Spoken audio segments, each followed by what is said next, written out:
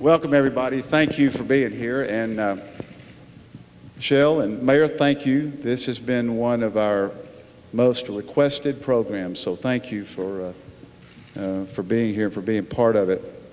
Let's start a little bit about both what you're doing in education, but would you give us your thoughts about what is the state of public education in America today? Who's going first? Me. She's the boss. The real answer is just, it sucks. I mean, we're nowhere near where we need to be. I mean, there should be an outrage. There should be a national crisis. We should all be waving the flag and doing everything that we can. Just think about this. The children that are in school today will be the first generation that are less educated than their parents. That, to me, is alarming, that in the richest, most powerful country in the world, and we're losing our competitive advantage. Secondly, when you think about this, if you go out 10, 20 years, there's going to be 120 million jobs that are going to require high-skill, high-paying jobs. And at the rate we're going, we're only going to have 50 million kids to fill those jobs, which means 70 million are going to be filled by children from China and India. That is not a good state for any of us. And then thirdly, we're spending twice as much money than we were 30 years ago, and the results aren't any better. So I do think as a country we need to make this a top priority, and it's not just in Washington, it's all of us doing our part. Whether you have kids or not, we've got to do our part. There's far too many kids that are languishing in schools that aren't doing well, but there's also kids that live in nice neighborhoods and their schools aren't serving them to the degree that they need to as well. So I concur with him. You know, we are in a position right now in this country where if you were to tell me the zip code that a child lives in and the race of that child, we could with pretty good accuracy tell you what their academic achievement levels are. That's one of the most un-American things that I can possibly imagine. It's betraying the ideals by which we live as Americans, and I think that this country was founded on the idea that based on how much money a kid has and which family they're born into, they're only going to rise to a certain level. I think that is, you know, if nothing else serves as a cry to the American public to engage right now in public education, to transform this system, it's that fact. But I also want to say that I think that we are at a very unique moment in time right now in this country. Over the last few months, we have, I think, education reform has begun to seep into the mainstream with things like the movie Waiting for Superman. NBC did something called Education Nation, where they focused an entire week on education issues. And because of those sorts of things, they're bringing education reform into the mainstream, and they're bringing these issues to everyday people. And I think that there is a moment in time that we have right now that we've never seen before in this country, that we have the opportunity to actually fix the problem. And so I'm feeling somewhat heartened as well right now that that now is it. All right. Both of you obviously had experience in urban school districts. You as a superintendent, you as a mayor. What role should cities play, big cities, in urban school districts in terms of governance, control, leadership? What role should cities play? Well, I think that, you know, there's only so much that can be done at the federal level, and there's only so much that can even be done at the state level. I think that the real work in education happens at the local level. And, you know, in terms of governance, to be quite frank, I don't think that the current governance structure of the vast majority of our school districts right now, which is a school board structure, I do not think that structure works. because you've got, 9, 10, 11 school board members all representing their local neighborhood. Oftentimes they're elected with lots of union dollars in a very low turnout election. And then you've got this body of people who are not experts in the field, who are determining policy. And mostly, if you have ever seen a school board meeting, not that you would want to necessarily go to one, but if you ever went to one, what you would see is that there's very little to no mention of children, schools, or student achievement.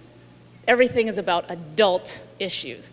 And that is a huge problem when you have this dispersed accountability where basically there is no one person in charge.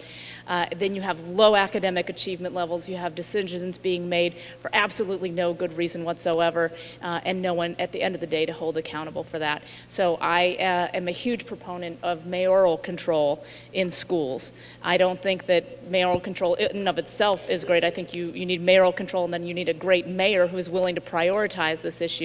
But where we've seen the most significant movement in this nation in cities like Boston and New York and Chicago, they've had mayoral control in those states. And D.C. And D.C. I didn't get to finish the job, but we started. I'll just add a couple things, and I think it's important to know that, any mayor, you have Mayor Mark here, who's in Little Rock, and then Mayor Patrick Hayes, who's in North Little Rock.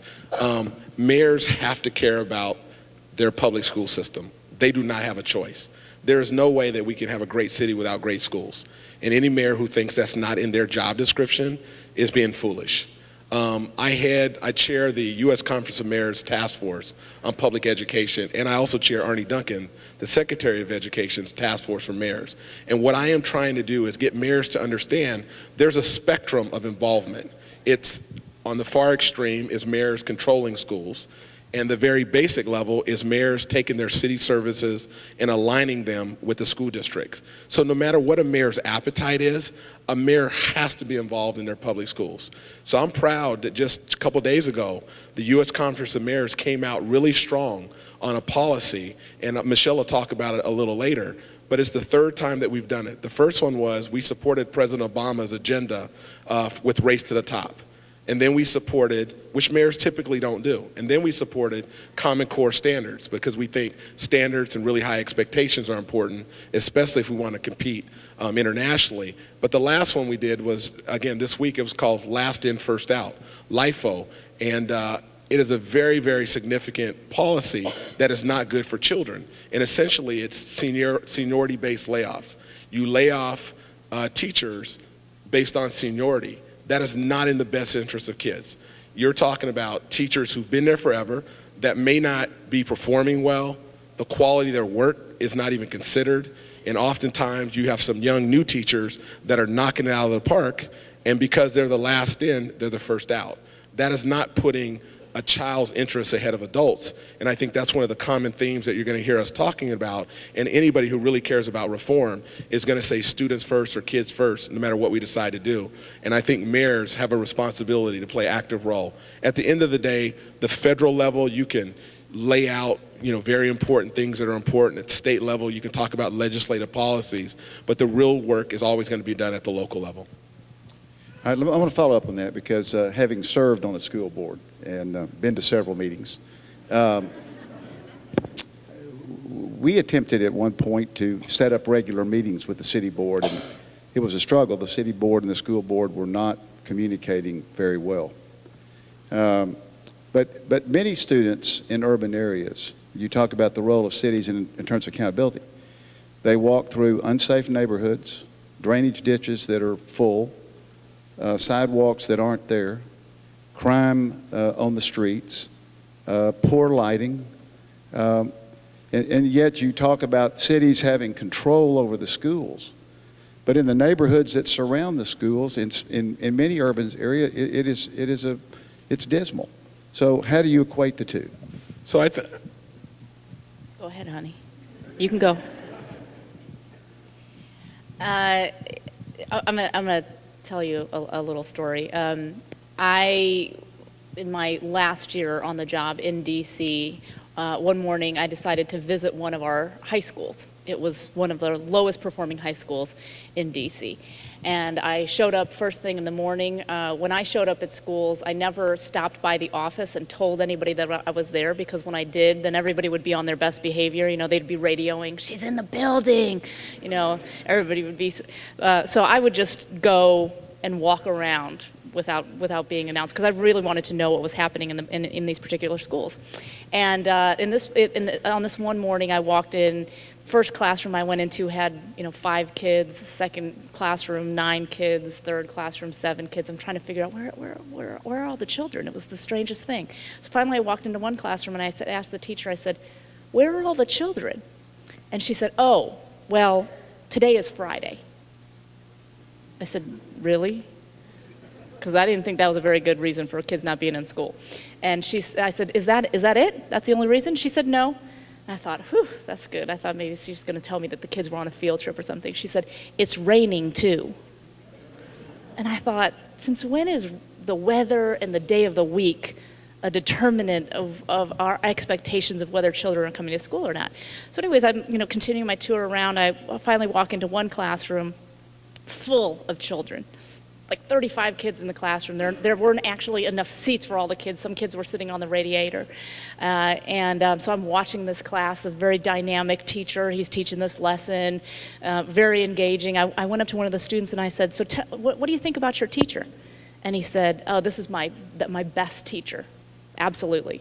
I said, "Really, why?" He said, "Well, 2 reasons." So first of all, he teaches us something new every day. And second of all, he will explain something to you if you don't understand it. And I thought, that's kind of a low bar for who your favorite teacher is, but okay. So I watched the rest of the lesson. It was a very good lesson.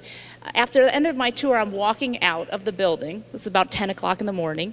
And the young man who I had talked to and 2 of his friends are walking out of the building in front of me. So I tap him on the shoulder and said, "Excuse me, young man, where do you think you're going?"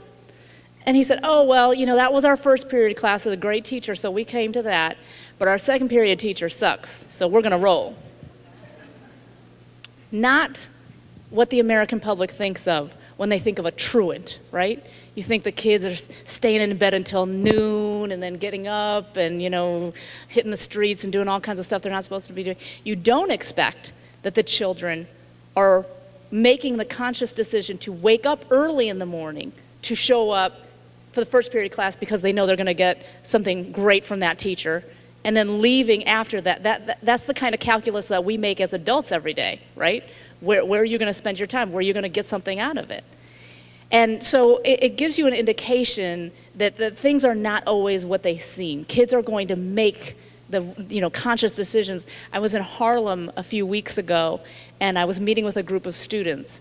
And I'm a big believer in talking with kids about real issues. So I said to them, I said, "You know what? Lots of people believe that because kids are poor and because they are black or Latino, that they can't learn because of all of the environmental factors and the violence in your community and all this sort of thing. What do you think about that?" Kids were like, "Absolutely disagree." And they started telling me all the reasons why.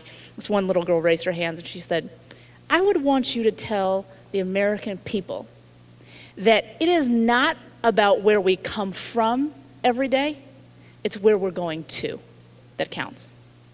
So this is what the kids want us to know about the quality of education that we're providing. That they'll persevere through all the challenges on the way to school as long as we are making what happens within the school building worthwhile for them. Skip, a couple things that I think are important, in terms of your original question. We have something in Sacramento, it's called the City Schools Partnership. And it's basically the city of Sacramento sitting down with the 4 superintendents, because we have 4 different school districts in the city of Sacramento. And we are asking them, how can we better align our services to meet your needs? And there's 3 areas. One is school safety, kind of the route to school and from school, to your point. The second area that we can align our city services is around facilities, joint use, libraries, community centers, pools, parks, a host of things. And the third is after school or out of school programs. Now, as a city, we do a lot of these things, but we're just doing them all willy-nilly as opposed to doing what works. So I think there's a responsibility for all of us as mayors to actually align our services to make sure they are making sense. And when Michelle talked about earlier, mayors controlling schools, it really makes sense because a mayor can take all of the resources that are at their disposal and work with a school system, and then that way it would not be as disjointed or incoherent like it currently is. A lot of things we do in this country just don't make sense, and you don't need to come to the Clinton School to probably realize that, but we live it on a regular basis. So I think part of what you see from us is, yes, our frustration on one hand, but we also have a sense of we're kind of these transformational leaders. Our mentality is to go in and change things and not just accept them because that's the way they've been. We base every decision on results for kids. If it's working, then let's replicate it and let's invest even more in what works. If it's not working, then we don't have time to make excuses. And there's no city that's going to reach its potential without taking care of its most valuable resource, and that's its children. And unfortunately, around this country, it is not happening near enough. All right.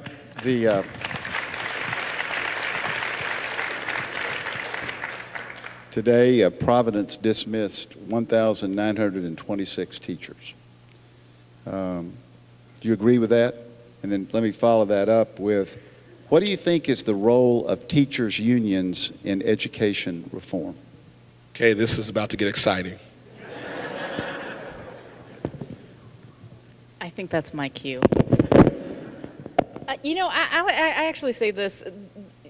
People all the time ask me, they say, shouldn't the unions change? How are we going to get the unions to do this, or how are we going to get the unions to do that? And I always say, I think we're focused on the wrong thing when we're asking those kinds of questions, right? The job of the teachers union is to protect the priorities, the privileges, and the pay of their members. And they are doing a really good job of that. Okay, so we can't begrudge them just because that's their job and they're doing it, and then what we want to feel, no. They're doing what they're supposed to be doing. The problem is not the teachers unions, folks.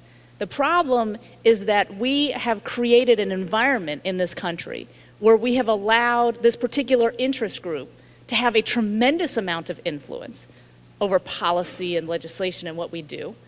And on the other side, there is no national organized interest group with the same heft as the teachers union who's advocating on behalf of children and children alone. Are you going to do something about that? So that's why I started my organization, Students First, is to do exactly that, is to provide some balance in the landscape, to have, because I'm telling you that the teachers union has about 4 million members across the country. You cannot tell me that there are not at least twice as many, 10 times as many Americans in this country who would be willing to join an organization, an interest group that's looking out for the best interests of children. I believe that Americans are actually ready for this. I think that people are tired of the poor performance of American kids and the fact that we are not serving our children well in schools. And I think they're ready to make a difference. We've seen this. My organization's been up for about 10 weeks now. And it's been amazing. We have over 170,000 members at this point. We've had millions of dollars come in through the door, just people saying, we want to help. And so I believe that over the next few years, we will be able to build this into the most influential interest group in the country, and one that is, again, advocating on behalf of the interests of kids. And I think once we do that, then what the teachers unions decide to do or not do will be irrelevant, because the American people will be saying it's important to put children first. Oh. Yeah, Providence. So I've been traveling all day, so I have not heard the news out of Providence, and I don't know exactly what's going on there. I will say a couple of things. If what they did was fired all the teachers, then I think is probably not the best move that I've ever heard. Mostly because there are hundreds, thousands of incredibly hardworking, very effective teachers who work way too hard for way too little money every single day. And you cannot, in anything that we do, we cannot make sort of these sweeping judgments about an entire profession.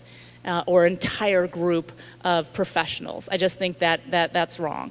I think that people need to sort of tone down the theatrics a little and actually get to more of what the sort of root of the issue is. I think if we had better evaluation systems in this country for teachers, where we could differentiate and we knew who the top performers were, and we knew who the promising people were, and we knew who the ineffective ones were, then we could make decisions based on people's performance that was going to benefit kids. But to sort of, do these sorts of sweeping things because they sort of cause a lot of drama and that sort of thing, I just don't think it's not good or healthy for a district. It's not good or healthy for the children. I think what we need to do is be much, much smarter about how we treat teachers as professionals, recognizing and rewarding the best and the most effective, but then also for those who are not doing their jobs and who are not adding value for kids, you either quickly have to improve your performance or you have to go.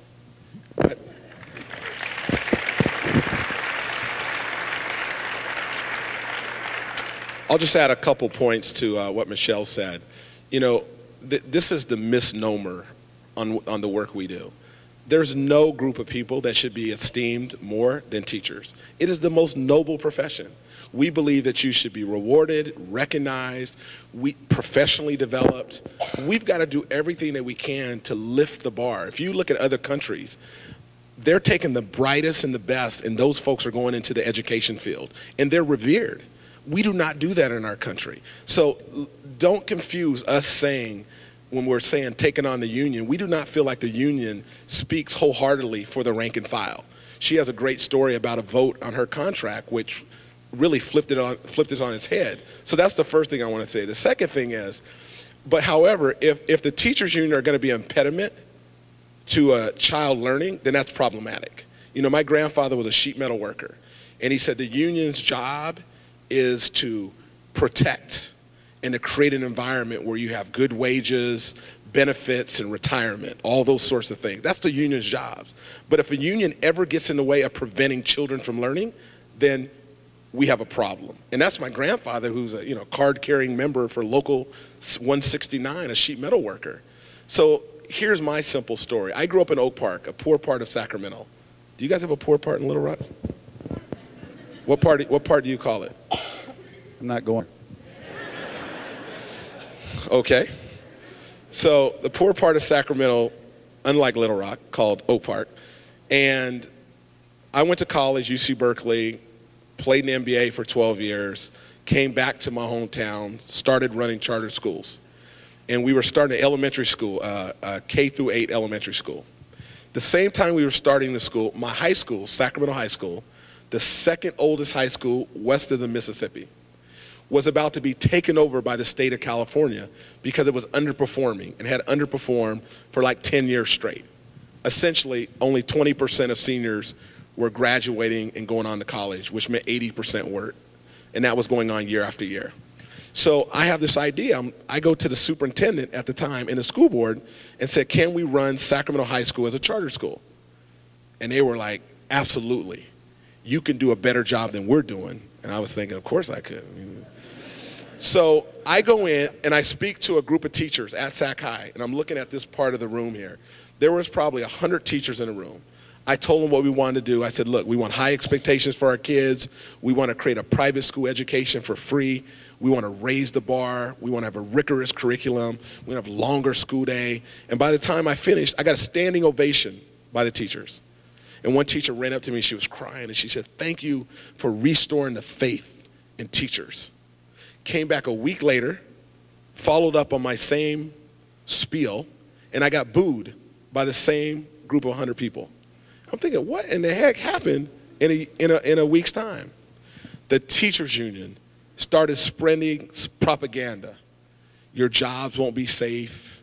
You won't get paid what you were making before. And it really just turned a very promising opportunity into something very negative. Let's fast forward. The next 10 months, we were in a battle with the teachers union on whether or not that we would allow them to preserve the status quo or try something different because children's lives are weighing in the balance. They spent $750,000 to prevent us from running this school as a new charter school. A law firm in the community gave us $500,000 of pro bono legal services. We end up prevailing. So here's where we are today. That high school, which was underperforming, 20% of seniors graduating, going on to college. Now, same group of kids, 80% graduating, going on to four-year college. 80%. So the point is, don't tell me kids in certain neighborhoods can't learn. Don't tell me that your zip code is going to determine your future.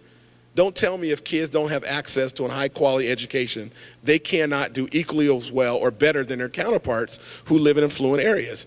And if a teachers union or anybody is going to prevent kids from having that opportunity, then we're going to fight like crazy to do our part. And I think that's what our commitment's about, and that's why we need you folks out here to also participate in some shape or form. All right, let's talk about charter schools. Some people think they're the end-all to beat-all. Others, like Diane Revich, thinks that they're way overrated and that they're not much better than public schools, in some cases worse. You know, I've heard lots of people talk about if it's a charter school, it's automatically going to be great. Number one, not all schools are going to be charters. And number two, how do you monitor bad charter schools? Does everyone know what a charter school is, first of all? So charter. Raise your hand if you don't know what a charter school is. Pretty much everybody knows what a charter school is. So a charter school is a public school, utilizes public taxpayer dollars, but it's freed up from all of the bureaucracies and rules and regulations that most public schools are. So it's run by its own board as opposed to the school board. So I think the problem in a lot of the debates in public education today is people want to frame things on one side of the extreme or the other. Charter schools are the answer to all the ills, or charter schools are terrible. The fact of the matter is that just as we don't want to paint all children with the same broad brushstrokes or all teachers with the same broad brushstrokes, you can't paint charter school with the same broad brushstrokes. There are some unbelievable charter schools in this country who are at scale doing what a traditional public school districts have never been able to do, which is ensuring that poor and minority children are achieving at the highest levels. They're closing the achievement gap that exists in this country between white and black kids and poor and rich kids. That's the bottom line. There are also, however, in this country, some extraordinarily bad charter schools. And the problem that we face right now is that we have not been diligent about closing down poor performing charter schools, because the whole notion, the whole premise behind charter schools is higher degrees of authority on autonomy for higher degrees of accountability. So we've given the charter schools the authority and the autonomy, but we don't have the accountability side, meaning if you're not performing, we're going to close you down. And that's part of the problem that exists right now. I think that people like Rhee and others who just sort of want to say, well, on average this and on average that, that belies the point. The point is that there are some amazing charter schools in this country who have actually figured out how to do this and who do it extraordinarily well. And we cannot mask the incredible results that they have seen simply because there are some poor performing ones. What we ought to be doing is shutting down the poor performing ones and then giving the high performing ones more resources so that they can go to scale and serve more kids. And I think my answer is pretty simple too. Charter schools are not the panacea. They're just not. However, competition is a good thing. And we don't want our school districts to just run unchallenged. And when you create an environment where it's competitive, then everybody starts to get a little bit better and try a little bit harder. And those who do well are going to attract more kids, and those that aren't going to do well are going to have less kids in terms of enrollment. And that's what you see happening around the country. So in California, you have, it's called a U shape. So you have some really bad charters here, then most of the charters. Then you have some really good charters, great charters. So there's a U-shaped curve in California. A lot of bad ones. This is the regular schools, pretty much the same. And then the high-performing totally outspike the other schools. So the challenge for us is, in California and anywhere, we have 952 charters in California, is the bad ones, you have to close down. You cannot let them continue to go on. And if you do that, then all we would be talking about is really the high-performing charter schools. And, you know, in our community, and I'll just give you an example, our elementary school is called PS7. We have 95% African-American kids in this school, in a poor neighborhood, 95%. It has the third highest test scores in the whole city.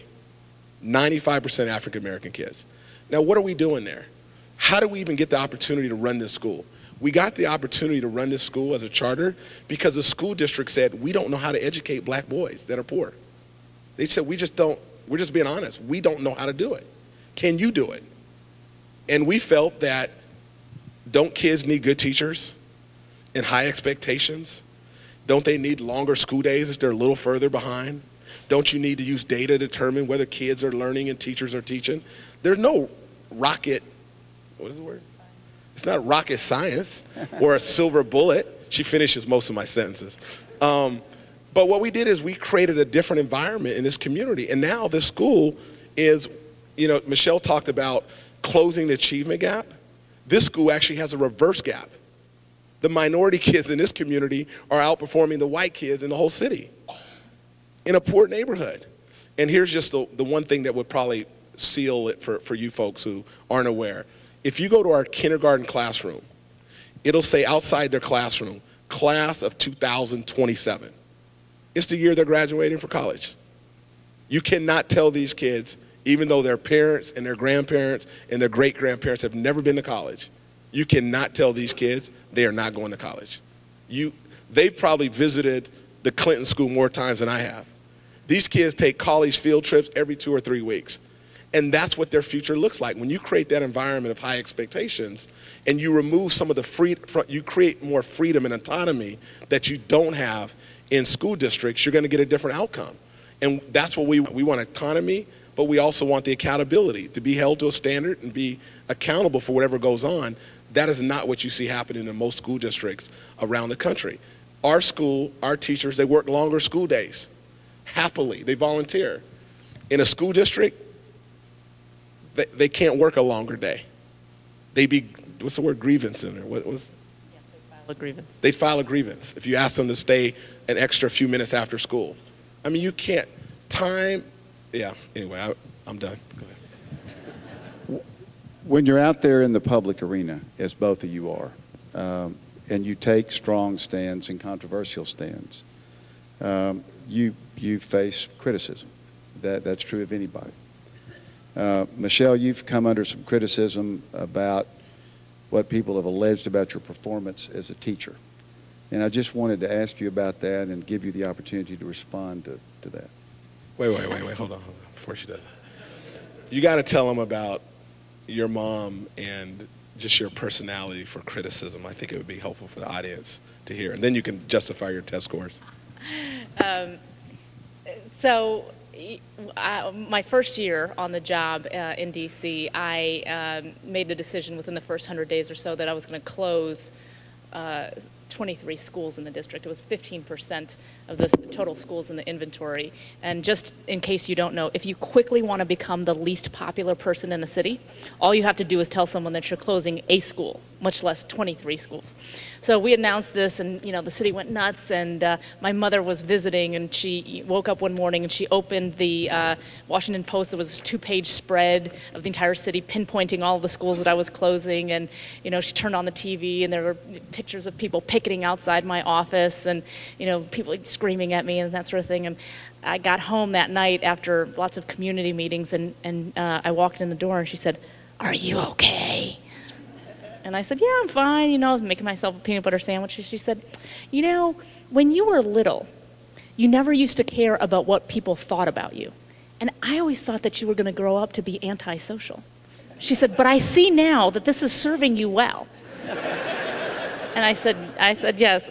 It's interesting too, because in the middle of my tenure, there was a columnist at the Washington Post who wrote a piece about me, and he said, "I like Michelle Rhee. She's doing all the right things, and we're seeing really good results. I just wish she would be nicer." And so I read the piece, and I called the guy up, and I said, "So what's this all about?" and he's like, well, here's the thing. I just feel like if you were a little nicer, then you could stay longer. And I think staying longer is a good thing. And so can't you just, just be a little nicer? And I said, well, you need to figure out what you believe the most important characteristics of a school's chancellor are. And if you think sort of being nice and friendly and accommodating are the most important things, then you should actually be advocating for my ouster. Okay? Because if you want warm and fuzzy, I am not your girl. But if you like the results and you think that we're heading in the right direction, then what you should be advocating for is not for me to become nicer, but for us as adults to put the personalities aside and actually focus on what we're producing for kids. So let's stop, what we're doing right now is just turning a blind eye to what is happening to kids every single day in classrooms in the name of harmony amongst adults. If we're causing a little controversy, and making the adults a little uncomfortable, but the kids are better off, then that's what we need to be focused on. So that's the test scores, yes. Oh, thank goodness, yes. So about 20 years ago, I taught elementary school in Baltimore, Maryland. I taught for 3 years. In my second and third year of teaching, I was fortunate enough to loop with a group of students. So I had some of them in the second grade and the third grade. At the end of that third year, as I was heading off to graduate school, my principal called me and said, I just wanted to let you know that the kids knocked the test out of the park. In fact, of the children that you happen to have had in both the second and the third grade, whereas they started out with extraordinarily low test scores, now 90% of them are scoring at the 90th percentile or above. And I thought, wow, that's great, and put it on my resume, was very proud of it. Little did I know that 20 years later, I would become a public official. And people were combing my resume, and they said, oh, here's some statistics about how her kids did. And so they wanted to know, well, how do you have the proof? And back then we didn't have any proof of this kind of stuff. So they called my principal in to testify in front of the city council, and they said, did you tell her that that was the case? And my principal said, yes. And they said, do you have any proof that this is the case? She said, no. And then they said, Ms. Rhee, do you have any proof? And I said, no. But this is what we both remembered. About a few weeks ago, somebody found an old study that was done on a group of schools in Baltimore, and they said, oh, this shows that Michelle Rhee is lying, because they sort of pulled up the data from my school and looked at all of the children in the second and third grade, not just the kids in my school. And they said, well, that group of kids saw growth, but they didn't, 90% of them weren't at the 90th percentile or above. And so that proves she's a liar. But in fact, it didn't, because what was the case was that they were looking at the entire grade of kids, not just the kids who were in my class. And what Baltimore told us was that there was no way to sort of choose the exact kids who were in my class. What is actually visible in those test scores, though, is the fact that the group of children that went through the second and third grade, the years that I taught the second and third grade, out of all of the schools in the treatment group and in the control group, the group of kids that we taught at our school started out with the lowest test scores when they began as second graders, and they ended up, out of all the control and treatment groups, as the highest scorers in reading and math, the highest test scores. So even though we can't go back and pull the individual kids and show that, what is absolutely unequivocal is that the kids, some of the kids that were in my classroom, saw absolutely unbelievable gains. But this, I think, from a public policy perspective, is one of the reasons why it is so important, I think, where we are now in being able to give teachers information, student by student information, and reports back about exactly how much their kids are growing or not, so that it's not left to speculation, that it's not left to people's memory from 20 years ago, that you have the evidence right in front of you of whether or not you're moving the student achievement levels for the kids in your class. Let me just add one thing. In California, we have 300,000 teachers. We don't use data in California to determine whether teachers are teaching effectively. So if you look at the top 10% of the 300,000, meaning 30,000 teachers. And if you look at the bottom 10%, 30,000 teachers, you can't tell who's who in California. So what you typically would want is your top teachers to mentor your bottom teachers to hopefully develop them, but we don't allow data to be used that way in California, and that's why California is one of the worst performing states. So our whole belief is you've got to look at data, and test scores are not an end all. You don't evaluate every teacher only on test scores, but there has to be some mechanism to determine whether or not kids are learning, and then you can have a host of other ways to evaluate a teacher's effectiveness. All right, good discussion. Now it's your turn. Those who have questions, would you please raise your hands, and then I will we'll get a microphone to you. All right, let's see. Hillary, right here.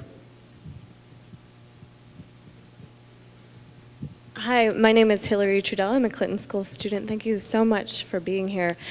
My question is about parents. You've talked a lot about teachers and holding them accountable and also giving them resources, but I know a few teachers in DC actually used to live there, and despite their efforts, sometimes they would have students that would fail, and a lot of the challenges that they ran into were the parents. So I guess my question is, where do you see the role of parents changing within these new initiatives? Thank you. Well, I think it's very clear, and I don't think that anybody would argue with you, that we need more parental involvement. We need parents to be engaged, and that when parents are engaged, that student learning is going to increase. So anything that school districts can do, that individual teachers can do to encourage more parents to come into schools and to be involved is absolutely of critical importance.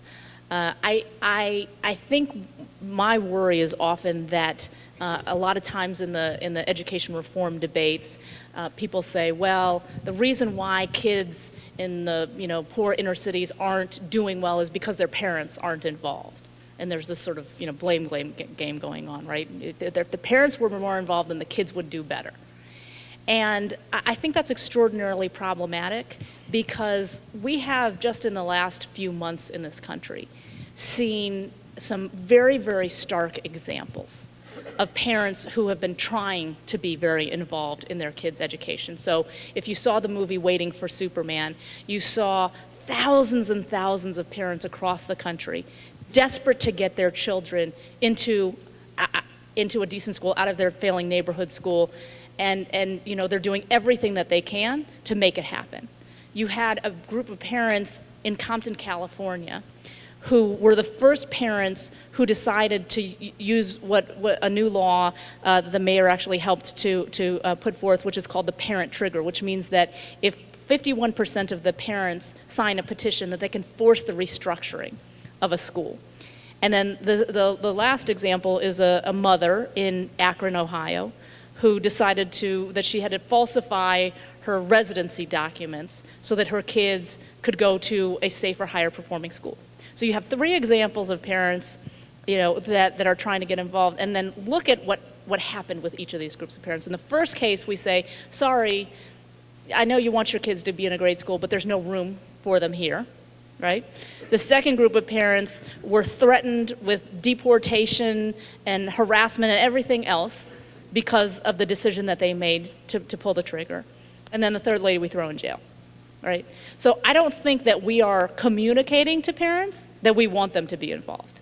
I think what we're communicating to them is we would like to continue to blame you, and so we're better off if you just, we don't want your involvement. We can't dictate how parents are going to get involved. We can't ask for them to be involved and then be mad when they do get involved, because we don't like the way they've chosen to do it. And I think that's part of what we're going to try to do through Students First, quite frankly, is we're gonna radicalize the moms of America. And then the education system better watch out, because you want parents involved, I'm gonna get parents involved. And then when we start making demands on the system, you better be ready to deliver. Let me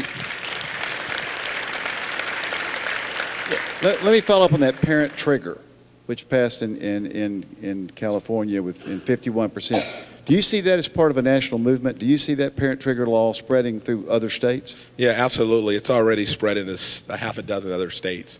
What it really does is takes the power and gives it to the parents. That's where it should be. Parents should be able to demand a very good education for their children, and oftentimes that's not the case. So California started it, an organization called Parent Revolution.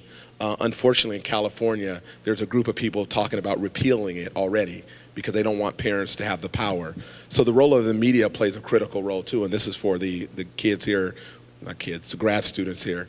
The role of media plays a critical role. So our editorial board in Sacramento is just hammering away at everybody who's opposing parent trigger, because why in the world would you not want parents to have the right, like rich, affluent families do? You send your kid to a private school. If you can't afford a private school, then you move into a good neighborhood where you have a good public school. And if you can't find a good neighbor in a good public school, you move outside the city and then you move into another community. And if not, then you'll figure out how to use somebody else's address to make sure they go into a good school. Well, poor neighborhoods, we don't get that. You know, our kids are trapped in bad schools. Parent trigger starts to level the playing field, and it is spreading around the country. Further questions? Let's see. Yes, right here. Hold on just a minute. Hi, thank you.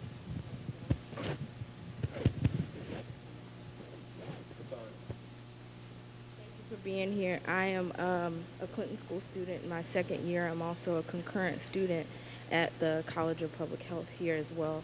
And your goal is to change the social environments within the schools, and we talk a lot about the determinants of health, which includes all social environments, so not just within the school, but surrounding the school. And so I wanted to know, where does community development fit into your plan, or who do you see influencing that so that the community builds up as the schools are reformed?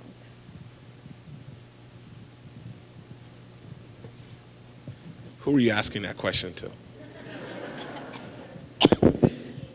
So you guys have heard of Jeffrey Canada, the Harlem Children's Zone. It's exactly what you're talking about. The President Obama has something called the Promised Neighborhood Initiative, where you're trying to create an environment where the schools are centers of communities, but everything around it plays a critical role, from baby colleges all the way through work development. And in Sacramento, Michelle and I, in fact, met many years ago. I have an organization called St. Hope, and its mission is to revitalize the inner city communities through economic development, civic leadership, public education, and the arts. So that's a holistic perspective. And I grew up in a poor neighborhood, so I knew that schools were very important, but I don't believe you can improve public education without economic development being a part of the equation. And if you don't figure out a way to create jobs and train people for the workforce, if you don't figure out how to get your dollars that you're investing in those poor communities to circulate within a community, it's going to be very difficult. So our goal is to revitalize the community. Public education and economic development go hand in hand in that.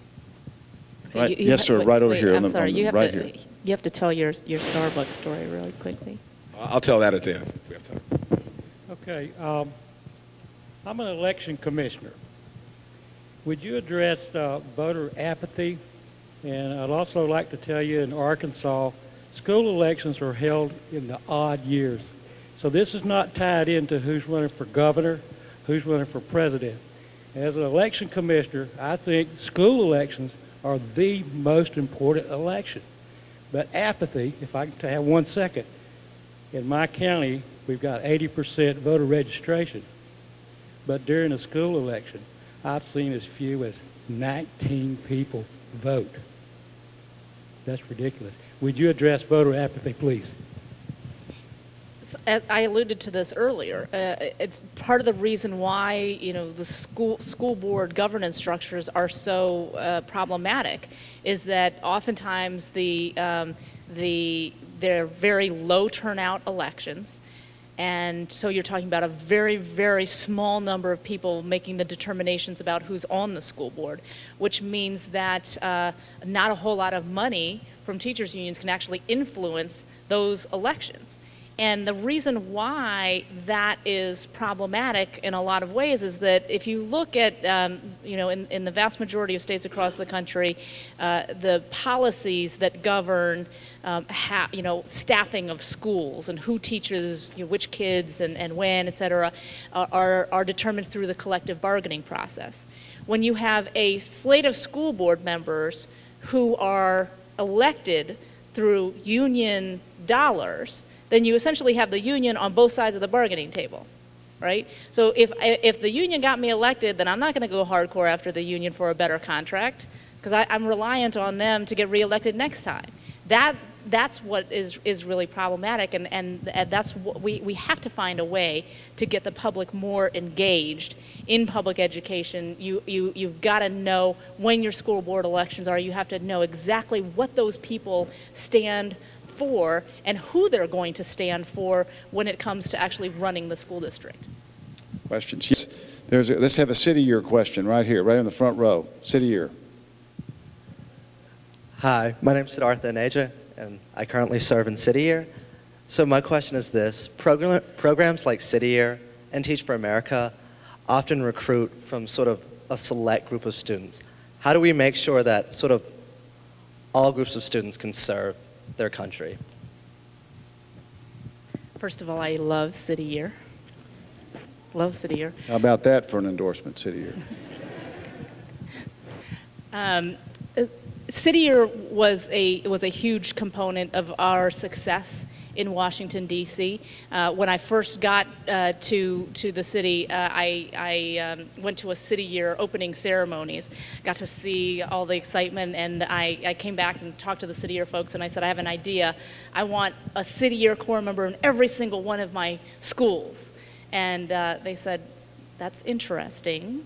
But we have a better idea, and basically what they said was that they had a new program that they wanted to start, the Whole School, Whole Child program, which clustered groups of City Year Corps members in individual failing schools to help turn around the culture and environment. They felt like if we had 10 or 12 City Year Corps members all clustered together, that could really help to change the culture of the school. So we started that in DC, and it absolutely had an amazing impact on the schools that they were in. The City Year Corps members were there early in the morning, they were there late at night, they were tutoring kids during the day, they were running the after-school programs and the parental engagement programs. It was absolutely unbelievable. And one of the things that I found to be the most heartening was that the young people who had exposure to the City Year folks aspired to be like them. And so ultimately we had people who were in our DCPS schools then becoming City Year Corps members. And I think that is the ideal scenario where young kids who are in school have exposure to programs like City Year. They see the power that individual young folks can have on people like them, and then they want to contribute back to their community through the same types of programs. Right, we have a question. Let's see. Yes, ma'am, right here. I just wanted to thank you guys first for identifying the problems, identifying the solutions, and then enacting those solutions so that we can visibly see how we can make a difference. I truly want to applaud you on that. My question is to the mayor. We recently had a school board issue in the Little Rock School District where our school board superintendent was pushed out. There was a buyout. And I happen to be one of the leaders of the community involvement for the Little Rock School District for our students. And over and over again, my issue was that we're missing the mark because the students are doing better and achieving better with this current superintendent. And I reached out to the mayor of Little Rock, and I reached out to the governor of the state of Arkansas, and never heard from either of them. And it was quite disappointing. And so I want to know from you, how can we press the mayor and our city and state government officials to really be more involved in our education, because we tout and say that we want to improve our economic standards, but you can't do that without greater education. So tell me how we can do that. So thank you for the question. My answers will be pretty brisk. One is the mayors and your governor, they have to be involved. And if you didn't hear from them, then I'm going to say we didn't try hard enough, meaning we got to go down there and we got to wait for them to come out of the city hall. And if one or two people don't get enough attention, then take your whole group of people or cohort. At some point, all of us want to solve problems in our community. I can tell you, your mayor, Mark, is a very committed person in terms of public education. I wish I would have known this sooner, because I would have made sure that he followed up with you today. In fact, I will make sure he follows up with you. That's my commitment. The second thing I want to say that I think is important, think about Little Rock and the history of the Little Rock Nine. I mean, you guys have the richest history in the country. I got a chance in Sacramento a few months ago to hear one of the Little Rock Nine speak in Sacramento. An amazing lady, Carlita, I think it's her. Carlotta, yeah. Carlotta, an amazing lady. Just listening to her story. And I shared this with her, and I'll share it here. I've been in Little Rock probably about a dozen times in my lifetime. Almost every time that I'm here, I usually rent a car. I go back to my hotel, and at about 10, 11 o'clock at night, I get in the car and I go drive out to where Central High School is. And I just sit there, and I drive around that beautiful campus, and the images and the pictures, they start coming to life, and you just think of the battles that went on at that particular school so that someone like me could go to an integrated school. Now my responsibility is to make sure those schools are going to do their job, because in some cases we were better off when we didn't have integration. Holy moly. So I'm not satisfied with that. And then the last thing that I just want to say to you is it's important to know, and I challenge everyone in here, you would think that results would be enough. You said there were results occurring at that school. She entered Washington, D.C., the worst urban school district in the country, turned it around in 3 years, had the biggest gains out of any urban school district in the country on math and English, double digits, and did not get to continue her work. The interest groups, the special interest groups, and the politics that go on oftentimes override the results and what should really matter. Well, let's hear from an elected official. The Honorable Patrick Hayes, the mayor of North Little Rock, is here. Mayor Hayes. Welcome, Kevin, Michelle.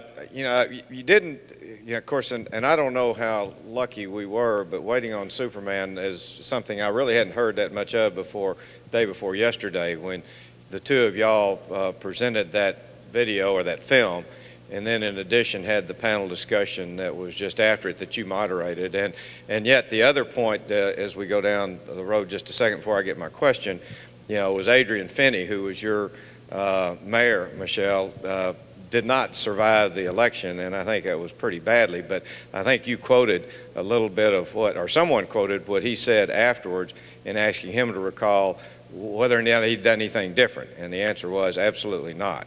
And I know that I've got 3 grandchildren that are in, 2 of which are in the North Rock Public School System, and I just want to applaud y'all, but I want to also tell you how your heart goes out when you see that Waiting on Superman, and you see where kids, parents, are committed to their kids, and yet at the same time you've got 300 or 400 vacancies and 20 or 30 spots, and the lottery was what selected those kids, and we can't wait. I mean, you're absolutely correct. We can't wait, and so I just want to, first of all, my question is, when are the rest of us, or when are we going to have a more general distribution, be able to see Waiting on Superman? And the second thing, all of us are concerned about where we are as a country, and I know that some of the facts that were cited up in Washington day before yesterday about how we're 18th and 19th and 20th and 21st, and in terms of what's going on globally, we can't wait. So I guess I'd just ask both, when are we going to be able to see Waiting on Superman? Number 2, how are we doing when it comes to, which is not very good, the rest of the globe?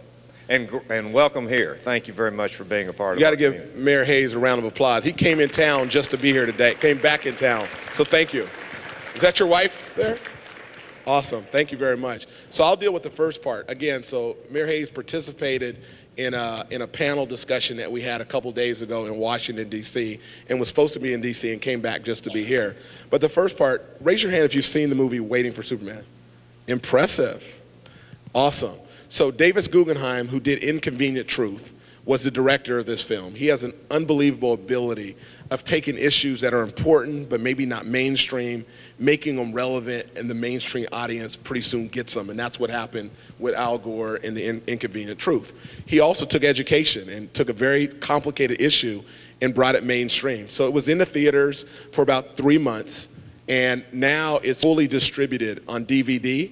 So anybody in here can get the DVD. It's out. And one of the things that both of us are encouraging folks to do is have a viewing party at your home. Invite 8, 10 people over to your house and watch this movie and discuss it.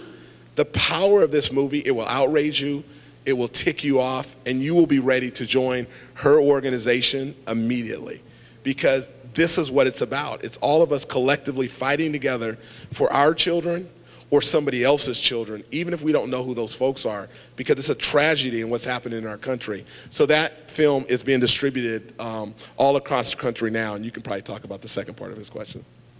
In terms of the second part, we absolutely are not competing when it comes to our education system versus others. One of the statistics, if you haven't seen Waiting for Superman, that's very interesting, is that they tested kids in all of the developed nations in mathematics. And the U.S. was at the absolute bottom in terms of how their test scores were, what their math skills were. But then they asked the kids, how do you think you did on the test? How good do you think you are in math? U.S. kids, #1. This shows you that we have a significant problem. And one of the problems that we're facing as a nation with our culture is that we are so busy trying to make children feel good about themselves that we're not actually spending the time building the skills so they are good at stuff. I see this in my own household. I have 2 little girls, 8 and 12, and they both play soccer. They suck at soccer. They take after their mother, not their stepfather-to-be, on the athletic skills. But if you were to walk into their rooms, you would see medals and trophies and ribbons. You think I am raising the next Mia Hamm by the looks of it, right? So it's very difficult because I'm trying to tell you, kid, you are not so good.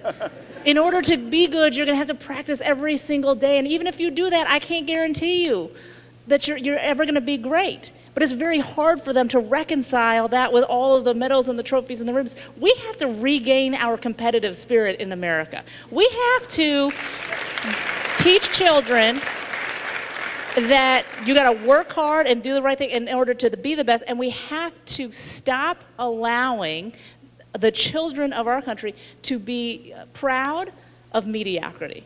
That's the only way we're going to.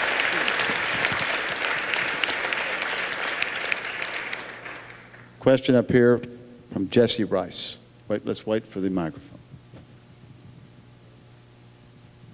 Thank you, Dean. I'm also a student at the Clinton School. Very glad you guys are here to join us. I want to go back to teachers and results. You've mentioned the need for good teachers with great results in our schools. And my question is, in a school like Little Rock Central, you mentioned it, where it's split between Black kids and white kids with a minority of other ethnicities, Asians, the growing Hispanic population. What does a good teacher look like in a school as diverse as that? And how do you measure that? You talk about results and the kids' results, but I'm interested in hearing those other ways that Mayor Johnson mentioned earlier. How do you evaluate those teachers?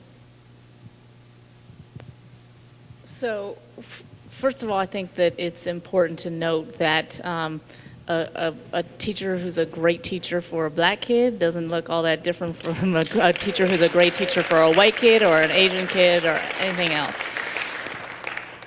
Great teachers set very high expectations for children. They don't let children make excuses, right? They hold them to those expectations, and then they give them what they need to be successful. And I think that, children know when you believe in them and when you don't believe in them. The thing that used to make me so mad when I was in DC every day is when kids would tell me, stories of adults who were in the school who would say to them, things like, I get paid whether you're learning or not, so what does it matter?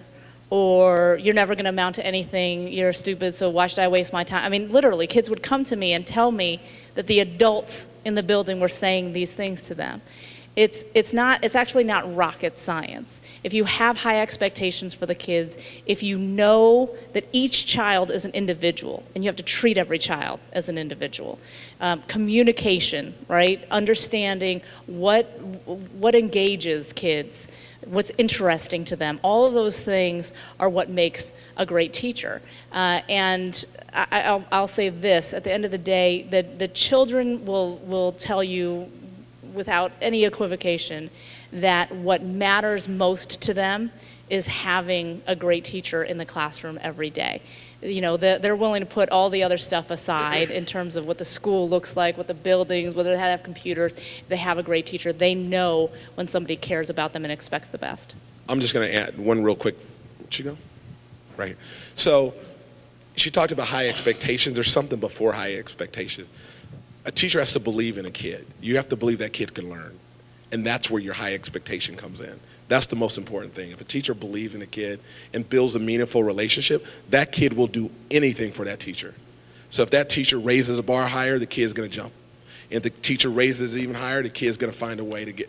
That meaningful relationship is so critical, and that's unfortunately what we don't have as often as we'd like. The other thing that are important is that these teachers that are really good, they're competitive.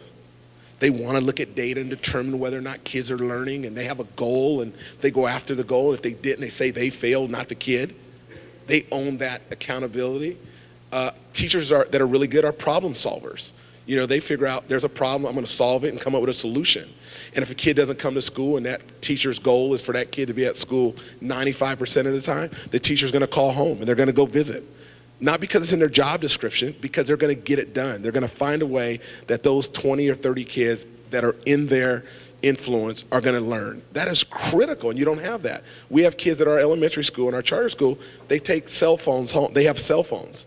So the kids can call that cell phone number if they're trying to do their homework at night, at 8 o'clock or 9 o'clock. A lot of our kids, unfortunately, don't have two parents in the household, or parents who know how to do algebra, depending on the grade. So that kid can call that teacher, and that teacher's available after 9 o'clock. And their husband and their kids understand that part of their job does not stop when they leave the campus. It goes on. And if a kid is still behind and it's Saturday, then that teacher's going to find a way to be with their family 2 or 3 hours, then go to school for a couple hours, then go home, back to their family. That's what it takes. You have to do whatever it takes, and I think that's the commitment. It's tiring. It's exhausting. But those teachers that are great, they figure out a way to make it happen, and they don't make excuses.